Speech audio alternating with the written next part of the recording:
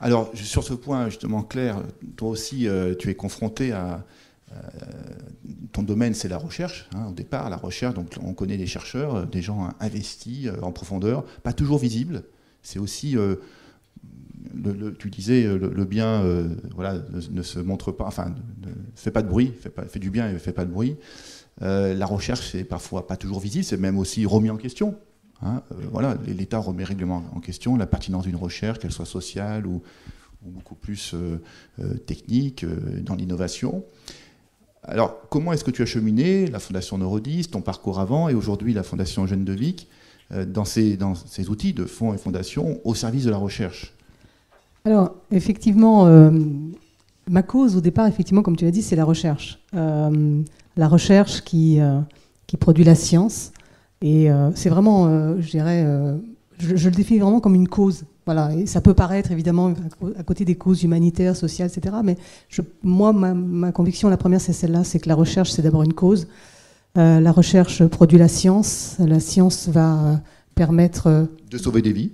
Oui, effectivement, par le chemin effectivement d'augmenter la connaissance, les connaissances, l'augmentation des connaissances produit le progrès. Alors, on ne va pas ouvrir le débat de savoir si la science amène toujours du progrès, mais on va quand même s'entendre sur le fait que tout de même, la recherche, depuis des siècles, a quand même amené du progrès, qu'il soit technique, technologique, médical, etc., social. Et ce progrès, il est au service de l'amélioration du bien commun et du bien-être des sociétés. Ça, c'est ma cause. Effectivement...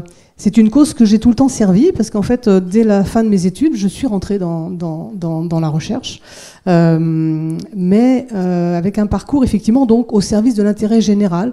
Je n'ai connu que l'intérêt général depuis la fin de mes études. Alors quand je dis ça, il ne faut pas se méprendre. J'en tire absolument pas une fierté. Je pense d'ailleurs que quand je me retournerai sur mon parcours professionnel, j'aurai un regret, ça aura été celui de ne pas travailler au sein d'une entreprise, pour ne pas connaître aussi cela. Même si je travaille avec des entrepreneurs, bien sûr, et des chefs d'entreprise dans mes fondations. Mais donc, l'intérêt général, je n'ai connu que ça, mais par deux voies différentes. La première, effectivement, pendant 20 ans, dans le secteur public. Donc effectivement, je pense qu'on n'est peut-être pas très nombreux ici à avoir effectivement eu une grosse partie de son parcours dans la fonction publique et dans les établissements publics de recherche. Et puis, à un moment, effectivement, j'ai souhaité changer, effectivement, et aller continuer à faire le même métier. Donc, moi, je suis directrice aujourd'hui d'une fondation, avant déléguée générale, secrétaire générale de structures de recherche. Mon métier, c'est d'accompagner la recherche. Je ne suis pas chercheur, mais c'est d'accompagner la recherche, c'est de trouver des moyens pour la recherche, les moyens financiers, les moyens humains, matériels, etc., d'organiser tout cela. Et de, effectivement, accompagner des projets de recherche. Donc, c'était le même métier, mais avec une structure différente, avec une fondation, une première fondation, aujourd'hui une autre, mais avec l'idée qu'effectivement, les fondations pouvaient permettre d'accompagner, de soutenir et peut-être de faire évoluer ce secteur de la recherche. Alors mes convictions aujourd'hui, effectivement, la première d'abord, c'est que l'humain est plus important que l'organisation. Et que ce qui fait la richesse des organisations, qu'elles soient de droit public, de droit privé, entreprises, fondations, la richesse de l'organisation, c'est d'abord l'humain. Est-ce que toutes les organisations sont équivalentes du point de vue de l'engagement ? Moi, j'aurais tendance à dire non, effectivement, pour avoir connu donc deux types d'organisations très différentes. D'un côté, le secteur public et puis ensuite les fondations.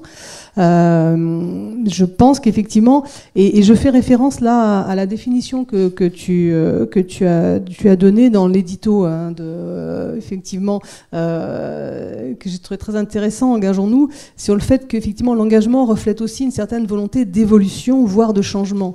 Une volonté d'apporter un changement et qu'on peut être très investi, mais être engagé, c'est un petit peu différent. Et moi, effectivement, je pense qu'on ne peut pas, comme tu l'as dit, nier que les chercheurs et tous les gens qui travaillent au service de la recherche sont investis. Mais pour moi, effectivement, l'engagement est un petit peu différent et doit apporter une volonté de changement et d'évolution. Et ça, c'est vraiment je dirais, la conviction qui m'a amené, moi, à mon parcours, la volonté de faire changer un petit peu les choses.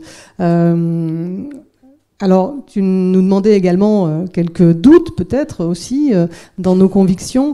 Je vais commencer quand même par des exemples, par exemple, qui me confortent dans cette conviction. Quand, par exemple, effectivement, la semaine dernière, je rencontre un de mes administrateurs, chef d'entreprise, que je lui dis, voilà, nos chercheurs ont un projet, on a besoin de ressources supplémentaires, on a un problème sur l'hébergement de nos données, ça coûte très cher, comment on pourrait faire pour résoudre ça ? Et que ce chef d'entreprise, qui est complètement en dehors de la sphère médicale recherche, c'est un chef d'entreprise du secteur culturel, donc il n'y a vraiment rien à voir, mais simplement est intéressé par la pathologie aujourd'hui de ma fondation, me renvoie un mail aujourd'hui en disant, écoutez Claire, j'ai pris contact avec tel opérateur de téléphonie, je ne le citerai pas, on va avancer, mais je pense qu'ils peuvent être un partenaire et peut-être qu'ils peuvent effectivement résoudre notre problème. Là, je me dis, ok, donc ça répond à ta conviction. C'est-à-dire qu'effectivement, à la demande de mon chercheur, j'aurais pu lui dire, écoute, on va regarder quel appel à projet financé par l'État peut nous amener la subvention publique pour financer ça. Là, je suis confortée parce que c'est pas juste le fait d'avoir peut-être demain trouvé l'argent, c'est pas signé, c'est pas se faire, mais c'est pas juste d'avoir résolu le problème financier. C'est d'avoir d'abord convaincu mon administrateur qu'effectivement, il devait s'engager au-delà, voilà, continuer à s'engager et prendre part à l'action, et puis qu'il va peut-être amener donc effectivement un autre entrepreneur à s'engager dans notre cause. Voilà. Et là, je suis confortée dans ma conviction. Après, effectivement, est-ce que les fondations du secteur, pour rester sur mon domaine de la recherche, est-ce que les fondations dans le domaine de la recherche font évoluer les choses? J'aurais un peu plus de doutes. Merci Claire. Donc effectivement, je sens aussi à travers toutes les choses que tu nous dis, des points qui ont été évoqués précédemment. Je ne vais pas tous les lister, mais on voit qu'on a une responsabilité, une capacité à travers des convictions portées par les fonds et les fondations d'aller faire bouger des lignes. C'est-à-dire que l'entrepreneur, si tu ne vas pas le voir, il ne bouge pas ou il se dit, bon, ben, on ne me sollicite pas. Donc on a une responsabilité à ces rencontres-là. Ça rejoint aussi ce qui était dit avant de faire les ponts, parce que certains seraient prêts à le faire. Et comme ton ouvrage, Francis, va peut-être montrer que ce n'est pas si compliqué que ça de faire un pas, un geste, de commencer par quelque chose, à s'engager. Et c'est comme ça qu'on met en mouvement plus de capacités.